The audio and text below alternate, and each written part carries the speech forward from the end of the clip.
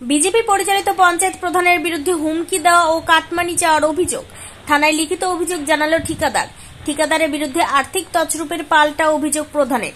পূর্ব মেদিনীপুর জেলার এগরা 1 নম্বর ব্লকের সাহারা গ্রাম পঞ্চায়েত প্রধান পুষ্পরানী সাউ মাইতি ও তার স্বামী বিজেপি নেতা মনঞ্জয় মাইতির বিরুদ্ধে এগরা থানায় লিখিত অভিযোগ জানান স্থানীয় ঠিকাদার নন্দন গুচ্ছই। তিনি সাংবাদিকদের মুখোমুখি হয়ে বলেন, গ্রাম পঞ্চায়েতের একটি টেন্ডারে অংশ নিয়েছিলাম, তারপর থেকে লাগাতার আমাকে চাপ দেওয়া হচ্ছে টেন্ডার থেকে সরে যাওয়ার জন্য। এমনকি আমাকে মারধর করার হুমকি দিচ্ছে প্রধানের স্বামী মনঞ্জয় মাইতি। অভিযোগ অস্বীকার করেন প্রধান পুষ্পরানী সাউ। তিনি বলেন, ওই ঠিকাদারের বিরুদ্ধে আর্থিক তছরূপের প্রচুর অভিযোগ পঞ্চায়েতে জমা পড়েছে। এমনকি পাশের রাজ্য ওড়িশা থেকেও কিছু লোক এসে পঞ্চায়েতে অভিযোগ জানিয়েছে। এই ধরনের লোকেদের কি করে সরকারি কাজে টেন্ডার দেওয়া যায়?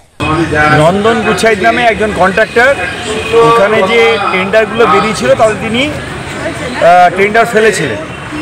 ফেলার পরে স্বাভাবিকভাবে টেকনিক্যাল এখনো খোলা হয়নি।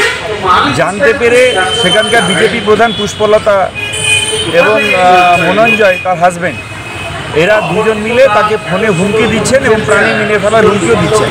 নন্দন গুচ্ছাই আমার বাড়ি সাহারা, এগরা 1 নম্বর ব্লকে সাহারা অঞ্চলে বিজেপির দখলের যে সাহারা অঞ্চলটা আছে ওখান থেকে আমি একটা টেন্ডার মারি। এবার সেখানে টেন্ডার মারতে গিয়ে তার ওপেনিংয়ের ডেট ছিল 25 তারিখ, যেটা টেকনিক্যালটা খোলার কথা ছিল।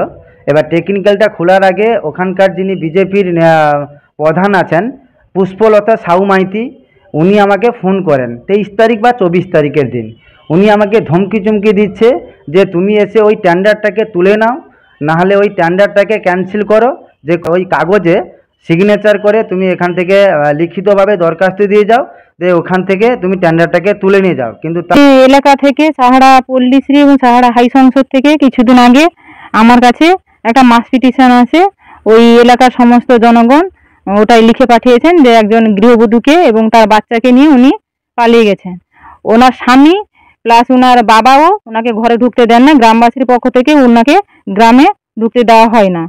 তো সেই কারণে আর অনেক ভুরি ভুরি প্রমাণ এসছে যে উনি টাকা নিয়েছেন অথচ লোকে টাকা বাকি রেখেছেন, টাকা দেন না। তো সেইভাবে মাস পিটিশন আমার কাছে সব জমা আছে। ওই জন্য উনি আমার কাছে এসেছিলেন ওই সিএসপি সেন্টার খোলার জন্য, কিন্তু আমি অনুমতি দিতে পারিনি, যেহেতু জনগণের টাকা উনি সেখানে নয়ছয় করছে। ওই জন্য আমি মত না দেওয়ার জন্য উনি আমার নামে যেহেতু কুৎসা কিছু ঘটনা যায়, ওই জন্য উনি এই টেন্ডারকে কেন্দ্র করে উনি ওটা করেছেন।